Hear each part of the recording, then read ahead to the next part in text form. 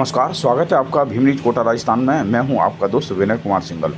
दुनिया में अलग अलग तरह के दिवस मनाए जाते हैं, जिसमें मदर्स डे हुआ, फादर्स डे हुआ, फ्रेंडशिप डे हुआ, नर्सिंग डे हुआ, पर्यावरण दिवस हुआ और न जाने कितने तरह के दिवस मनाए जाते हैं अंतर्राष्ट्रीय स्तर पर। रिफ्यूजी डे भी आपने नाम सुना होगा। और एक चीज़ और बताएं आपको कि क्या कभी आपने अंतर्राष्ट्रीय विधवा दिवस का नाम सुना है? जी हाँ, सही सुना है आपने।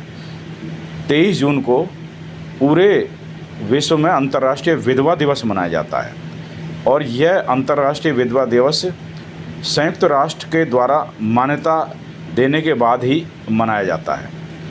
कोटा में अंतर्राष्ट्रीय विधवा दिवस मनाया गया।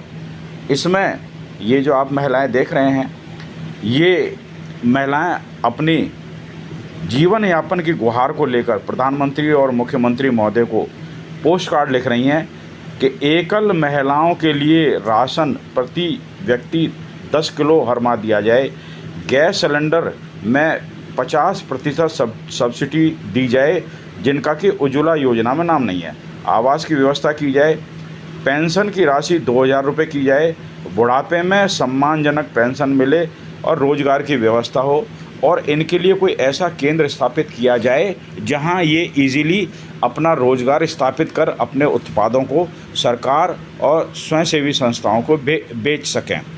सामाजिक सुरक्षा एक इनका प्रमुख मुद्दा है, क्योंकि विधवा होना पहले भारत में अभिशाप माना जाता था, लेकिन भारतीय संविधान में विधवा अब अभिशाप नहीं है। परिस्थितियां वश यदि कोई विधवा हो जाती है महिला, तो उसके लिए पुनर्विवाह का भी प्रावधान है भारतीय संविधान में। सरकार ने भी विधवा जो पढ़ी लिखी महिलाएं उनके लिए सरकारी नौकरियों में प्रावधान किए हैं, लेकिन जिस तरीके से उनको लाभ मिलना चाहिए वो लाभ नहीं मिलता है। और इस तरह की जो महिलाएं हैं, किसी तरीके से जिनका विवाह विच्छेद हो गया हो या परित्यक्ता हो या किसी कारणवश धोखा किसी से खाई हुई हों, तो ये सारी महिलाएं एकल नारी की श्रेणी में आती हैं। और कोटा में चंद्रकला शर्मा हैं जो इस एकल नारी संगठन की निदेशक हैं और इन महिलाओं के भलाई के लिए कार्य करती हैं, संस्था चलाती हैं। आइए आज अंतर्राष्ट्रीय विधवा दिवस पर हम चंद्रकला जी से बात करते हैं, क्या कहना है इनका और इनके संगठन का क्या उद्देश्य है। चंद्रकला शर्मा जी हमारे साथ जुड़ रही हैं। अभी देखिए महिलाएं अपनी मांगों को लेकर जुलूस निकाल रही हैं। आखिर राजस्थान सरकार को, हम तो कहते हैं भारत सरकार को भी इनके लिए विशेष प्रावधान की व्यवस्था करनी चाहिए।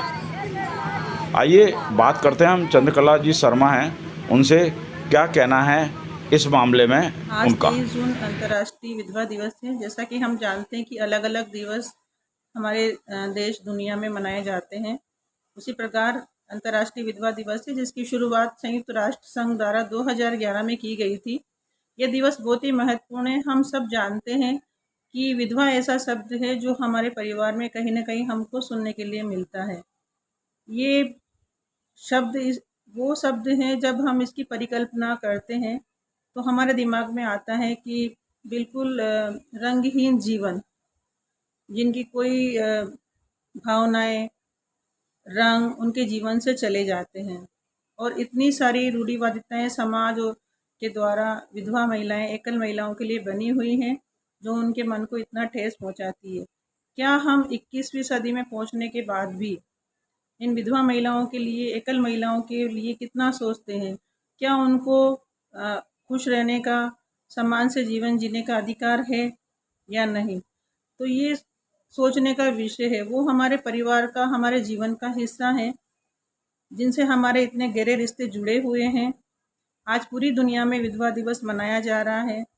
ये हमको सोचना है कि हम अपने परिवार में किसी भी रिश्ते के साथ इस तरह की जब एकल महिलाएं हैं, उनके जीवन को और बेहतर बनाने के लिए क्या सहयोग कर सकते हैं। एकल नारी शक्ति संस्थान आज पूरे राजस्थान में एकल महिलाओं के साथ काम करता है। हजारों एकल महिलाएं राजस्थान में इस संस्था और संगठन के साथ जुड़ी हुई हैं।